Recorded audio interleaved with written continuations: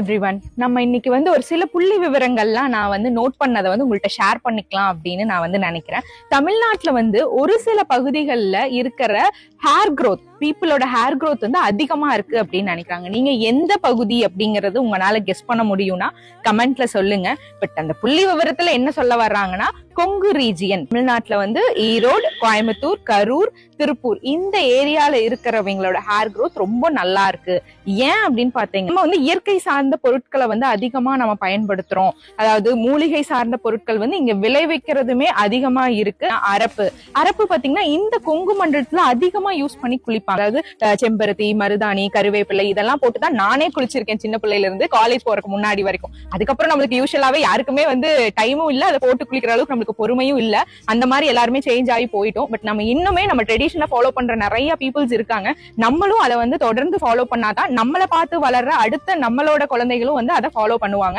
So நீங்களும் நம்ம குழந்தைகளுக்கு சொல்லி கொடுத்து வளர்த்துங்க.